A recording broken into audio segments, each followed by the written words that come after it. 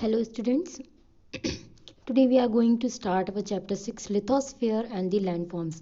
Lithosphere यानी कि उस ज़मीन की हम बात कर रहे हैं और लैंडफॉर्म्स यानी कि वही ज़मीन में जो फॉर्म्स हैं उसके अलग अलग, कोई बड़े हैं कोई छोटे हैं, उनकी बात करेंगे. सो 400 बिलियन ईयर्स अगो हमारे अर्थ में क्या था? सिर्फ हमारा अर्थ में 29% पाया जाता था सिर्फ पानी और 71% पाया जाती थी अर्थ की सरफेस, है ना. मतलब हमारा जो पूरा लैंड एरिया था और जो वाटर एरिया था 71% एंड लैंड एरिया था हमारा 29%. सो वाटर एरिया जो जहाँ पे वाटर कवर हो रहा था उस एरिया को हमने बोला हाइड्रोस्फीयर. जिस एरिया में लैंड कवर हो रहा था उसको हमने बोला लिथोस्फीयर. और पूरी सराउंडिंग घिरी हुई थी किससे? एटमॉस्फेयर से. तो ये बात थी हमारी 400 बिलियन साल पहले की. अब हमें मालूम है कि हमारी जो पूरी अर्थ है वो सराउंड की हुई थी एटमॉस्फेयर से यानी कि एयर से. बट जो अर्थ की लेयर थी, अर्थ की जो सबसे ऊपरी सतह थी जिसको हमने लिथोस्फेयर बोला है, वो धीरे धीरे चेंज हो रही थी. वो एक यूनिफॉर्म तरीके से नहीं बटी हुई थी. वो कहीं पे बहुत ऊंचे ऊंचे पहाड़ थे, कहीं पे प्लेट्यूज थे, कहीं पे रिवर्स थी. ठीक है, तो ये थी हमारी सरफेस की कहानी. तो कुछ स्लो चेंजेस हुए और कुछ बहुत सडन चेंजेस हुए. कुछ जो सडन चेंजेस हुए उनसे चीज़ें एकदम से डिस्टर्ब हुई, उन्होंने दूसरा फॉर्म ले लिया. यानी कि फॉर्म्स धीरे धीरे नहीं बदले, कुछ फॉर्म्स जो थे वो एकदम से बदले और कुछ जो सरफेस था वो धीरे धीरे बदले. इस हिसाब से हमने लैंड फॉर्म को डिवाइड किया था एटमॉस्फेयर, बायोस्फीयर, हाइड्रोस्फीयर, लिथोस्फीयर. तो एटमॉस्फेयर, हाइड्रोस्फीयर और लिथोस्फीयर जहाँ मिलती थी उस एरिया को हम बोलते थे बायोस्फीयर. ओके, बात करते हैं हम लिथोस्फीयर की. लिथोस्फीयर है हमारी अर्थ की आउटर कवरिंग. आउटर कवरिंग जो होती है हमारे अर्थ की उसको हम बोलते हैं लिथोस्फीयर. इसके ही नीचे पाई जाती है क्रस्ट. यानी कि क्रस्ट का सबसे सरफेस एरिया, क्रस्ट का सरफेस एरिया कहलाता है लिथोस्फीयर. उसके नीचे सबसे मोटा पार्ट होता है मेंटल का. देन फिर कोर आती है, कोर में आउटर कोर होती है और एक इनर कोर भी होती है. तो लिथोस्फीयर की हमने बात करी. लिथोस्फीयर होती क्या है? The outer layer of the earth where people live is called lithosphere. Lithosphere वो जगह है जहाँ पे लोग रहते हैं. There are big mountain ranges, mighty rivers and valley, and in some places plains and plateaus. तो बहुत ऊंचे ऊंचे पहाड़ है, माउंटेन की रेंजेस हैं, माइटी रिवर्स है, बहुत लंबी लंबी वैलीज है और कुछ जगहों में प्लेन्स एंड प्लेट्यूज हैं. चेंजेस धीरे धीरे हुए हैं अर्थ में. कुछ बहुत अलग टाइप के चेंजेस थे, कुछ जल्दी हो गए थे, कुछ स्लो थे. So there are two changes which are seen on the surface of the earth because of internal and external forces. ये changes क्यों हो रहे थे? अर्थ के अंदर की सरफेस में जो इंटरनल फोर्स लग रहा था उनकी वजह से, और जो एक्सटर्नल यानी कि ऊपर बाहर की तरफ पे जो चीज़ें थी जैसे विंड हो गया, वाटर हो गया, मूविंग आइस हो गया, ये सब क्या है? जो विंड है इन सब की वजह से क्या हो रहा है? एक्सटर्नल फोर्स लग रहा है, तो उसकी वजह से स्लो चेंजेस हो रहे हैं. तो सडन चेंजेस की अगर हम बात करें जैसे earthquake and volcanic eruption. Earthquake जब भी आता है वो एकदम से आता है और जब भी वॉल्केनिक इरप्शन होता है वो भी एकदम से होता है. तो इनको हम बोलते हैं सडन चेंजेस.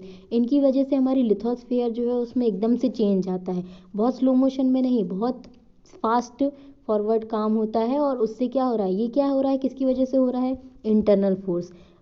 अर्थ के अंदर साइड का जो एरिया है वहाँ पे कुछ फोर्सेस लग रहे हैं जिनकी वजह से या तो वॉल्केनो इरप्शन हो रहा है या तो फिर अर्थक्वेक आ रहा है. प्लेट्स अगर हिल रही होंगी तो अर्थक्वेक होगा. अगर वॉल्केनिक इरप्शन है यानी कि अंदर का लावा बाहर निकल के आ रहा है. सो ये बात हुई हमारी सडन चेंजेस की. बट अगर हम स्लो चेंजेस की बात करें यानी कि बहुत सालों में जो चेंजेस हमें देखने मिलते हैं, किसके कारण? वाटर के रन होने के कारण, विंड के कारण, मूविंग आइस के कारण, सी वेव्स के कारण. तो ये है हमारे एक्सटर्नल फोर्सेस. ओके, इनकी वजह से क्या हो रहा है? एक्सटर्नल फोर्स के कारण धीरे धीरे चेंजेस हो रहे हैं हमारी लिथोस्फीयर में. ऑलराइट, तो हमारे अर्थ का स्ट्रक्चर जो है अगर हम उसकी बात करें तो हमारे आउटर जो लेयर होती है अर्थ की उसको हम बोलते हैं क्रस्ट. क्रस्ट लगभग 10 to 70 किलोमीटर्स मोटी होती है. अगर हम डिग करें तो हम 70 किलोमीटर तक क्रस्ट को ही पाएंगे। इसमें मेनली सिलिका और एल्यूमिनियम पाया जाता है। मिनरल्स में मेनली मैक्सिमम अमाउंट किसका मिलता है हमको, सिलिका एंड एल्यूमिनियम का। That's why it is also called as sial, हम इसको सियाल के नाम से भी जानते हैं। इसकी एवरेज डेंसिटी होती है, यानी कि इसके अंदर के जो पार्टिकल्स हैं वो एक दूसरे से कितने पास हैं ये बताता है कौन, average density. It is 2.7 gram per centimetre. Same as mantle, mantle सबसे ज़्यादा मोटी लेयर है हमारे अर्थ के अंदर की। ये है, इसकी विड्थ है 70 to 2900 किलोमीटर्स। ओके, ये मेनली किससे बनी हुई है, silica and magnesium. That's why it is called as sima. It's average density is 2.9 to 4.7 gram per centimetre. Then the outer core and inner core, these cores have a diameter of radius of 2900 to 6400 kilometre. ठीक है, तो सबसे मोटी layer है हमारी mantle and core. It is made up of mainly nickel and ferrous, nife. ज़्यादातर core के बारे में इतनी ज़्यादा डिस्कवरी नहीं हुई है, बट बताया जाता है कि इसके अंदर का टेम्परेचर सन के आउटर का अंदर के टेम्परेचर के ही लगभग सेम है। Okay, nickel and ferrous, average density is 13 gram per centimetre, यानी कि यहाँ की density as compare to crust बहुत ही ज़्यादा है। ओके, अब एक और स्पेशल चीज़ है, अगर हम अपनी अर्थ की सरफेस से अंदर की तरफ जाएं, हमारे कोर की तरफ जाएं, तो इफ़ अगर हम 32 मीटर अंदर की तरफ जाते हैं, 1 डिग्री टेम्परेचर बढ़ जाता है। अगर हमारी सरफेस का टेम्परेचर 40 डिग्री है और अगर हम 32 डिग्री और अंदर चले गए हैं तो ये कितना डिग्रीज बढ़ा देगा, 1 डिग्री बढ़ा देगा, यानी कि अंदर जाना यानी कि टेम्परेचर इंक्रीज होना। That's why temperature increase with increase in depth as 1 degree is equals to 32 centimetre. Alright, this is the structure of earth. Structure of earth की बात करें हमने लिथोस्फीयर में देखा, तो यहाँ पे मेनली जो क्रस्ट है उसके जितने भी सब्सटेंस है, all the substance which are form crust of earth are called rocks. जितने भी सब्सटेंस क्रस्ट को बना रहे हैं they are called as rocks. जितने भी सब्सटेंस हैं उनको हमने क्या बोला है, वो रॉक्स हैं। दे आर कंपोज्ड ऑफ 1 और मोर मिनरल्स। इनमें एक या एक से ज़्यादा मिनरल्स पाए जाते हैं। मैक्सिमम कितने मिनरल्स पाए जाते हैं ये तो हमने देख लिया, बट हमें मेनली मिनरल्स जो हैं रॉक्स में ही पाए जाते हैं। मेनली 3 टाइप्स की रॉक्स होती हैं, igneous rock, sedimentary rock and the metamorphic rock. इनकी अगर हम बात करें तो इग्नियस रॉक क्या होती है, when molten matters cools and hardens in and on the crust it forms a rock known as igneous rock. Molten matter, molten magma जो हमारी अर्थ के अंदर है, जो कोर है वहाँ पे क्या पाया जाता है, मैग्मा। एक बहुत ही मतलब जो जली हुई चीज़ होती है, जो बिल्कुल लिक्विफाई है, वो कहाँ पाई जाती है, अर्थ की कोर में। कुछ जगह मिलती है तो वो थोड़ी ऊपर आती है, मेंटल से पास होती है। जब वो क्रस्ट तक पहुँचना चाहती है तो वहाँ क्या होता है, कुछ जगह जो उसको खाली मिलती है, उस जगह पे जहाँ पे अर्थ की सरफेस एकदम ऊंची उठी हुई रहती है। 2 प्लेट्स अगर टकराती हैं तो उनसे क्या बनता है, हमारा माउंटेन। जब 2 प्लेट्स टकरा रही हैं दैट्स इसका मतलब क्या है, 2 प्लेट्स के बीच में कुछ गैप होगा। उन गैप का फ़ायदा उठा के जो मैग्मा है अंदर से वो धीरे धीरे कहाँ आने लगता है, ऊपर की तरफ। जब वो ऊपर की तरफ आता है तो क्या होता है, कुछ मैग्मा कुछ कुछ होल्स से आजू बाजू चला जाता है और वो वहीं पे जम जाता है। क्या होता है, हार्ड हो जाता है वहीं पे जम के।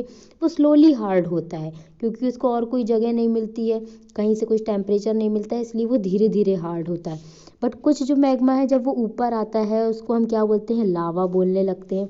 तो वो लावा धीरे धीरे ऊपर से आके जमने लगता है। जब जमने लगता है उसको वो भी हार्ड हो जाता है। तो ये 2 तरह की इग्नियस रॉक्स होती हैं, एक जो नीचे जम जाती हैं और एक ऊपर से आके जो जमती है। इग्नियस क्यों बोला, क्योंकि ये जली हुई चीज़ थी, जो मॉल्टन मैटर था वो धीरे धीरे कूल हुआ तब जाके वो क्या बना, रॉक, इसलिए इसको बोला जाता है इग्नियस रॉक।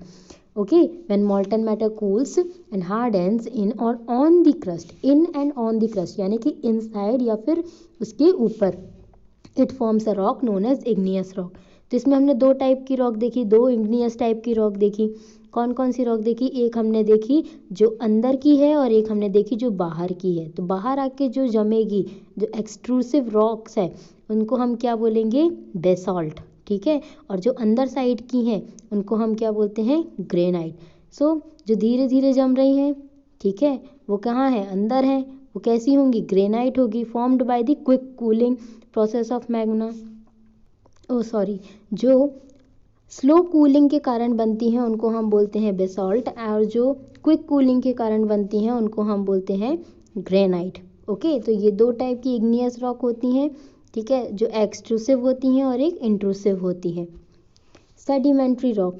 सेडिमेंट्री रॉक वो रॉक्स होती हैं जो वाटर, एयर और स्नो और पेबल्स या टिनी पीसेस ऑफ स्टोन्स के कारण, और जो फॉसिल्स हैं जब वो एक लेयर बनाते हैं, फिर दूसरी लेयर बनाते हैं, फिर तीसरी लेयर बनाते हैं, ये सारे पार्टिकल्स कौन कौन से?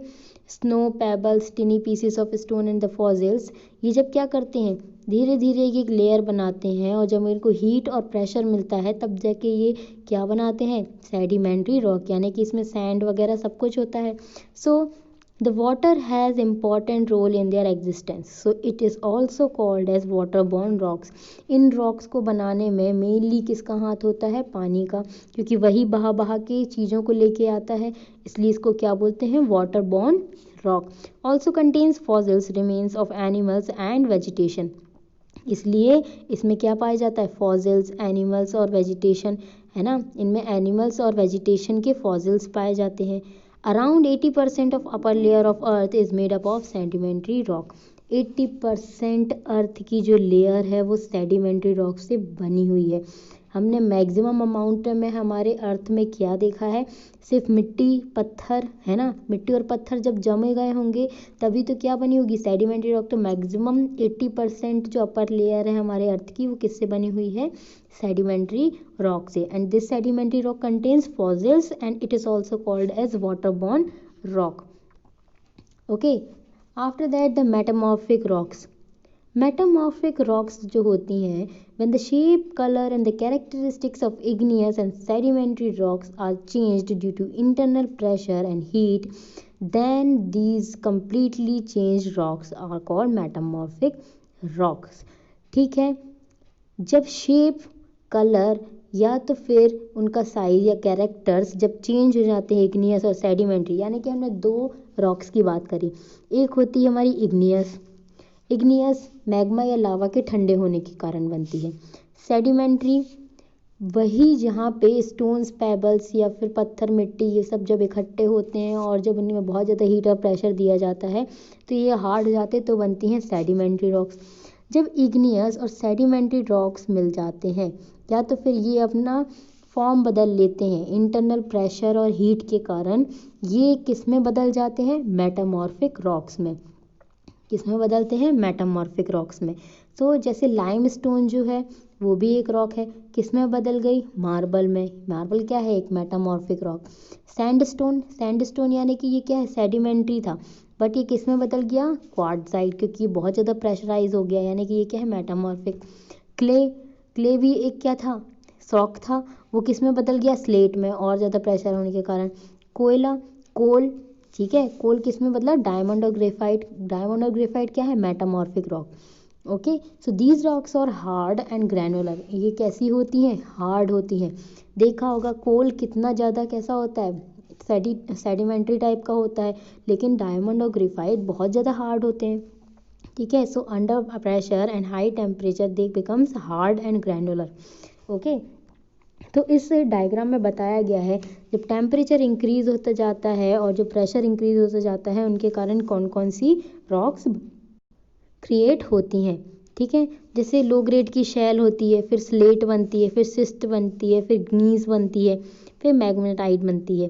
ठीक है, ये हाई ग्रेड की रॉक होती है जिसको बहुत ही हार्ड चीज़ों में यूज़ किया जाता है।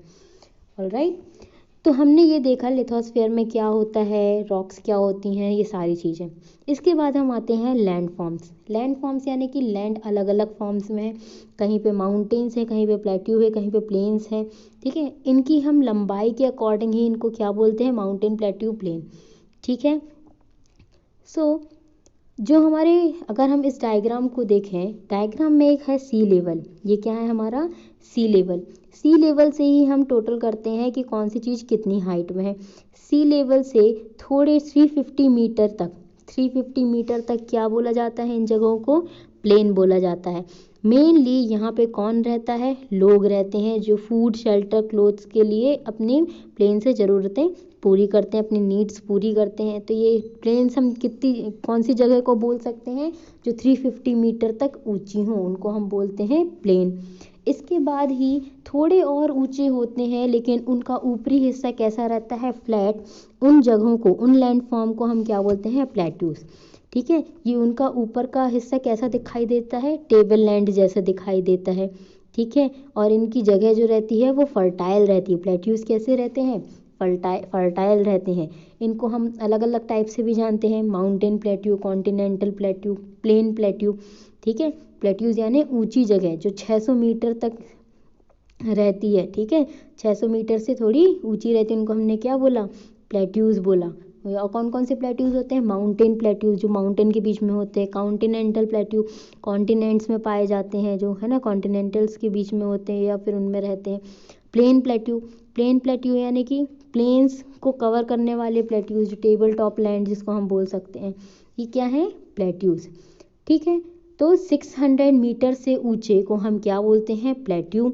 350 मीटर तक के हम क्या बोलते हैं, प्लेन, यानी कि 350 मीटर तक की जिसकी हाइट है उसको हम प्लेन बोलेंगे। 600 मीटर से ऊंचे वालों को हम प्लेट्यू बोलेंगे, और 1000 मीटर से ऊंचे वाले को हम माउंटेन बोलेंगे। एंड माउंटेन जो है वो अर्थ का 20%, 20% एरिया ऑक्यूपाई किए हैं। यानी कि हमारे पूरे अर्थ में जितना भी लैंड फॉर्म है, लैंड फॉर्म में जो लैंड एरिया है, उस पूरे लैंड एरिया में 20% कवर किसने किया है, माउंटेन्स ने। और माउंटेन्स से किसका ओरिजिन होता है, रिवर्स का। ये क्लाइमेट और मिनरल्स में भी भरे हुए रहते हैं, इनमें बहुत सारे टाइप की मेडिसिन्स भी मिलती हैं। ठीक है, ये मेनली रेन के लिए रिस्पॉन्सिबल भी होते हैं। ठीक है, तो माउंटेन्स, प्लेट्यू, प्लेन, ये सब क्या है, हमारे लैंड फॉर्म्स हैं। ओके, अब लैंड फॉर्म तो हमने देख लिया, लेकिन ये लैंड फॉर्म्स बदलते कैसे रहते हैं, है ना। जब बहुत ज़्यादा लॉन्ग टाइम की या फिर स्लो अर्थ मूवमेंट होता है तब बहुत सारे चेंजेस होते हैं, सडन मूवमेंट होता है तो भी बहुत सारे चेंजेस होते हैं। तो ये जो चेंजेस हो रहे हैं हमारे लैंड फॉर्म में, इनकी वजह से क्या क्या चीज़ें बन रही हैं हम ये देखेंगे। ठीक है, तो जैसे लॉन्ग टाइम या स्लो अर्थ मूवमेंट के कारण क्या हो रहा है, फोल्डिंग हो रही है। किसकी फोल्डिंग हो रही है, हमारे अर्थ के नीचे जो प्लेट्स हैं, है ना, उनकी फोल्डिंग हो रही है। So the horizontal land movement in the earth causes wave like bands in rocks, such bands are called fold. पहला तो मूवमेंट के कारण, स्लो अर्थ मूवमेंट के कारण पहला कॉज क्या हो रहा है, फोल्डिंग। फोल्डिंग यानी कि हमारे अर्थ की जो सरफेस है, जब वो मूव करती है तो वो दूसरे सरफेस के कारण अपने आप को क्या करने लगी है, फोल्ड करने लगी है, बैंड करने लगी है, इसलिए ये वेव्स जैसे लगने लगती है। तो ये क्या कर रही है, बैंड कर रही है, ये रॉक्स को क्या कर रही है, बैंड कर रही है। तो such bands are called folds, इनको हम क्या बोलते हैं, folding, folding process. Then long या टाइम या फिर स्लो अर्थ मूवमेंट के कारण रिफ्टिंग भी हो रही है। रिफ्टिंग यानी कि the process of rocks breaking with pressure and tension of the horizontal land movement is called rifting. जब दो रॉक्स एक दूसरे से टकराती हैं तो वो क्या होंगी, फोल्ड होंगी। जैसे अगर आपने दो पेजेस को या फिर दो बुक्स को टकराया है तो उनमें क्या आ जाते हैं, फोल्ड्स आ जाते हैं। वैसे ही दो मूवमेंट के, हॉरिजॉन्टल मूवमेंट के कारण ये कैसी हो रही हैं, फोल्ड हो रही हैं। रिफ्टिंग, दो मूवमेंट अगर आप आस पास नहीं जा रहे हैं, कहाँ कहाँ जा रहे हैं, दूर दूर जा रहे हैं। दूर दूर जाने का मतलब एक दूसरे से दूर जा रहे हैं तो वो एरिया कैसा हो जाएगा, वहाँ की जगह खाली हो जाएगी। तो क्या बन जाएंगी उसमें, रिफ्ट। रिफ्ट यानी जगह खाली हो जाएगी। So the process of rock breaking with pressure and tension of the horizontal land movement is called rifting. ऐसे ही जो स्लो प्रोसेस थी, अब ये जो सडन मूवमेंट होते हैं, जो हमने वॉल्केनो और अर्थक्वेक के बारे में पढ़ा, तो वॉल्केनो क्या है, सडन मूवमेंट कर रहा है। नीचे से निकला हुआ मैग्मा जब ऊपर लावा बन के निकलता है तो वहाँ पे क्या होता है, बहुत सारा जो लैंड एरिया है वहाँ पे लावा जम जाता है। ठीक है, एक बहुत बड़ा होल हो जाता है, बहुत ज़्यादा गैसेस निकलती हैं, बहुत टाइम तक निकलती है क्रेटर से, ठीक है। और जो लेयर्स हैं, हो सकता है वो वॉल्केनो दोबारा फट सकता है, हो सकता है वो हमेशा के लिए बंद हो जाए, ठीक है। तो ये है sudden land movements. Sudden land movements के कारण क्या हो रहा है, वॉल्केनो और अर्थक्वेक आ रहा है। तो वॉल्केनो के 3 टाइप हैं। 3 टाइप कौन से हैं, एक्टिव वॉल्केनो, स्लीप और dormant volcano and dead and extinct volcano. Active volcano वो होते हैं जो कभी भी फट सकते हैं, कभी भी उनके अंदर से लावा निकल सकता है, उनको हम बोलते हैं एक्टिव वॉल्केनो।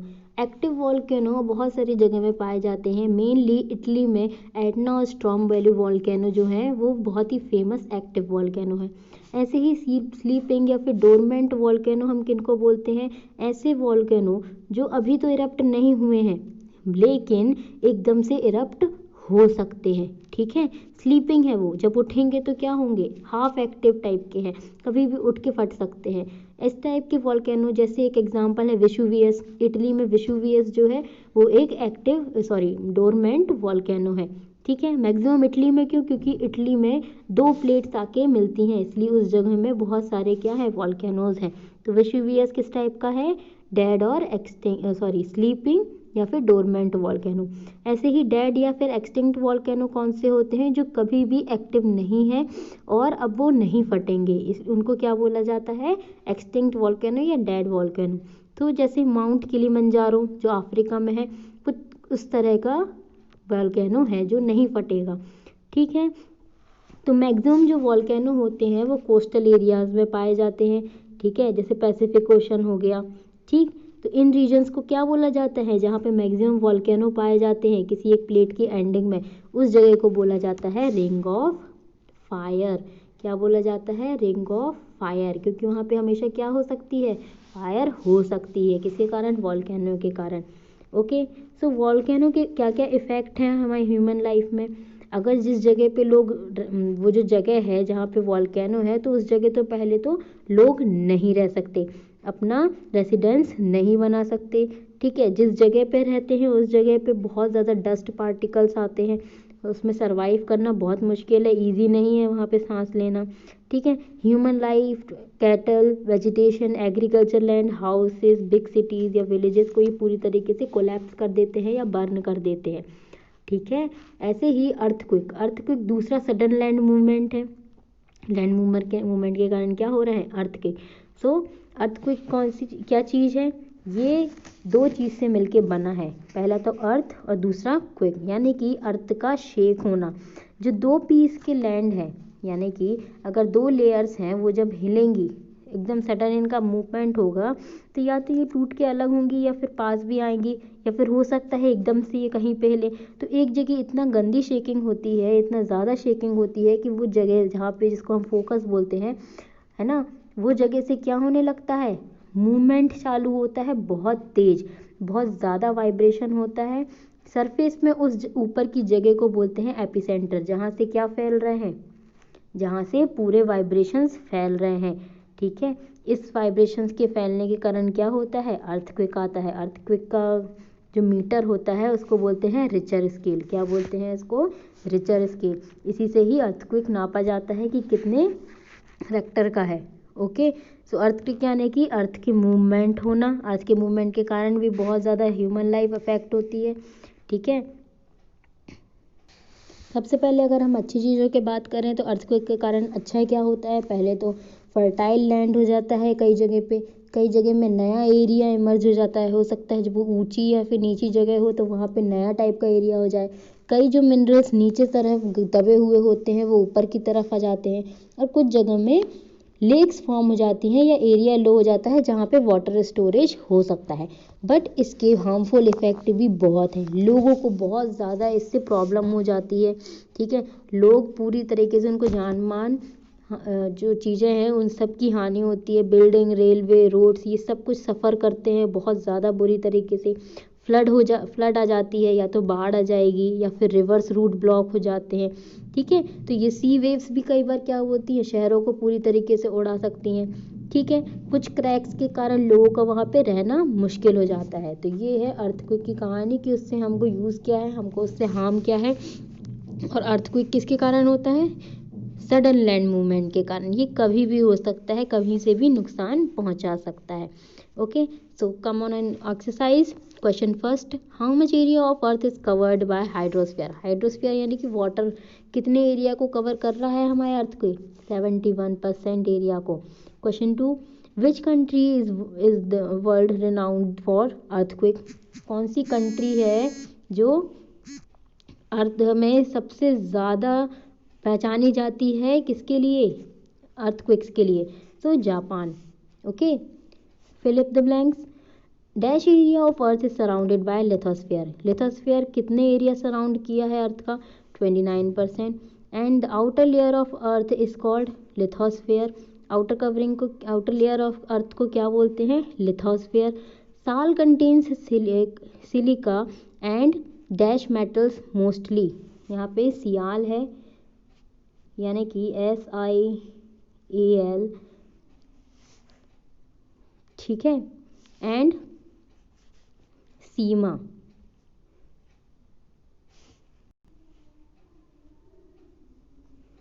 तो मोस्टली यहाँ पे क्या पाया जाता है? मैग्नीशियम, ठीक है। At the depth of the every 32 metre, 32 metre की डेप्थ में कितना टेम्परेचर इंक्रीज होता है? 1 degree centigrade. Okay, very short answer type question. Question 1, which are the elementary rocks of the earth. Elementary rocks किसको बोला जाता है? इग्नियस रॉक को। क्या है ये? एलिमेंट्री रॉक है, क्योंकि इसको हम आखिरी में ऐसे यूज करते हैं। Question 2, write names of 3 prominent landforms. 3 prominent landforms के नाम बताने। So mountain, plateau and plains. What do you call when rocks curve like waves. Rocks जब कर्व हो जाती हैं वेव्स के जैसे, उसको हम क्या बोलते हैं? Metamorphic rocks. क्योंकि मेटामॉर्फिक रॉक्स जो है वो बहुत ज़्यादा प्रेशर के कारण बनती हैं। यानी कि जब बहुत सारी रॉक्स होंगी, वो जब बहुत ज़्यादा प्रेशर को गेन कर लेंगी तो वो कैसी होने लगेंगी? मुड़ने लगेंगी। तो मुड़ी हुई रॉक्स जब बहुत ज़्यादा हार्ड हो जाती हैं वो क्या बनती हैं? Metamorphic rocks. इसलिए इसको क्या बोला गया है? Metamorphic rock. Where volcanoes are mostly dominant in the world. ज़्यादातर जो वॉल्केनोज हैं किस एरिया में पाए जाते हैं अर्थ के? सबसे ज़्यादा कोस्टल एरिया में पाए जाते हैं, पैसिफिक ओशन के। Okay, short answer type question. Fold mountain और लिफ्ट माउंटेन में डिफरेंस बताना है हमको। How sedimentary rocks are formed. Sedimentary rocks कैसे बनती हैं? सेडिमेंट्स के डिपॉजिट होने के कारण, ठीक है। वॉल्केनो के बारे में बताना है और उसके 2 कॉजेज बताने हैं इरप्शन के। तो वॉल्केनो होता क्या है? जिसके अंदर लावा हो, ठीक है, लावा जिसके अंदर से निकलता है और बाहर आके हार्ड हो जाता है, ठीक है। और वॉल्केनो के इरप्शन का कॉज क्या है? वॉल्केनो इरप्ट क्यों होता है? या तो रेडियो एक्टिव मिनरल्स अगर बस्ट होंगे तो वो क्या करेंगे? ऊपर की तरफ मैग्मा को क्या करेंगे? पुश करेंगे। या तो फिर 2 प्लेट्स का अगर मूवमेंट हो रहा है या प्लेट्स का मूवमेंट हो रहा है तो वॉल्केनो आएगा। ओके, 4th क्वेश्चन में हमको मेरिट्स और डीमेरिट्स बताने हैं अर्थक्वेक के, ठीक है। Long answer type question. What is rock and explain the types of rock. हमने रॉक क्या होती है हमने ये बताया है, टाइप्स ऑफ रॉक बताए हैं और हर को हमने एक्सप्लेन किया है with the example. Question 2, define the formation of earth by diagram. Earth के फॉर्मेशन को हमें शो करना है। हमने जो अभी पढ़ा क्रस्ट, मैंटल और कोर क्या होती है, किससे बनी हुई है, ये कितना इसका विड्थ है, कितने जो लेयर्स हैं, जैसे मेंटल कितनी मोटी है, क्रस्ट कितनी मोटी है, कोर कितनी मोटी है, वो किस मिनरल से मिलके बनी है, उनकी डेंसिटी क्या है, कितना रेट इंक्रीज होता है, ठीक है, टेम्परेचर का, ये सब हमको बताना है with diagram. Explain the impact of volcano on human life. Human life में वॉल्केनो का इम्पैक्ट क्या है ये हमको समझाना है। And what is earthquake and it's causes. Okay, question 5, mention the following rocks in the table given below. ये एक आपकी टेबल है। ओके,